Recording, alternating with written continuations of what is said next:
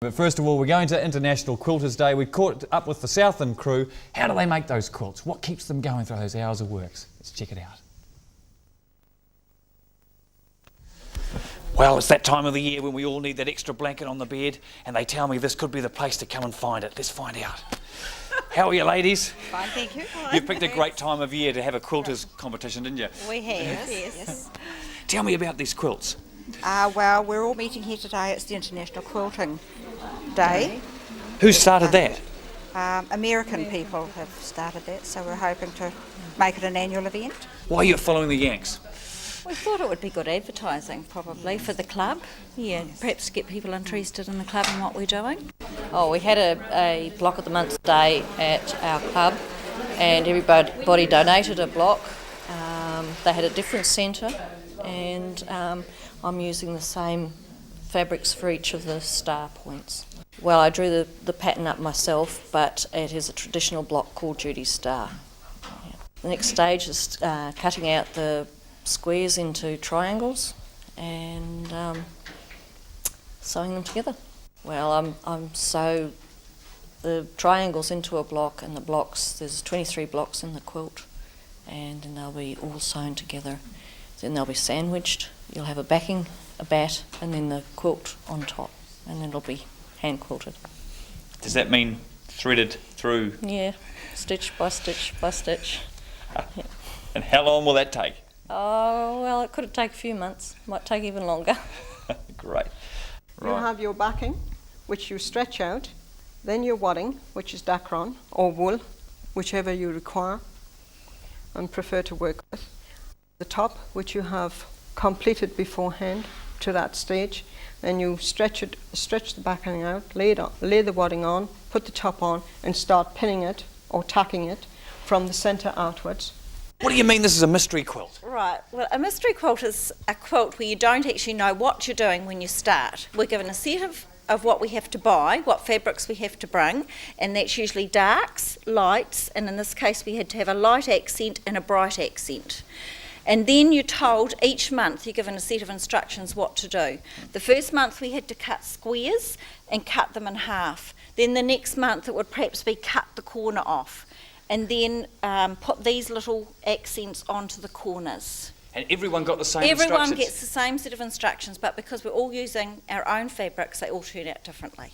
It's amazing. We'll have to compare them. So this is the same directions as The the other same one? yes, the same one as Judith's done. You wouldn't recognise it? No, they're all very different. Every mystery quilt is very different. What's the key difference between the two for your professional eye? The accent colours are the main things. All the rest is done in scrap pieces. So that's what makes it much different. So this accent is a lot more toned down than the other bright one, isn't it? Yes, it is. Depending on your choice of colours. And the whole edging of it too, is light. Yes. This is light, the other one is dark, isn't it? Yes, it is. Yes, a lot of people have very dark fabrics. I've had a lot of light in mine. Why'd you go for the light? It's what I had in the cupboard, so it wouldn't cost me too much.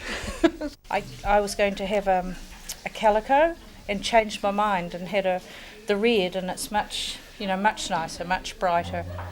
So you're creating and thinking of colours as you go through? Probably, yes, probably. And it's nice to, when you make a scrap quilt, you remember that this was so-and-so's fabric, or this you made that from, or someone gave you a fabric. Can you point out some of the fabrics and where they came from? Well, my son brought that one from the States, and that one. I made a pinafore for a niece out of that little one. That was my mother-in-law's fabric. So there's too much sentimental value in this for you to sell it, is it? Oh, you wouldn't sell. You couldn't possibly get back the hours you put into it. So that's why none of us sell. We just keep or give. You make them to give to your family. Because could you put a price on these things? That's very hard. So many hours and weeks of work. That's right. You never seem to get back what you put into it. What's the difference between this quilt and one I could pick up manufactured? This one's better. Warmer?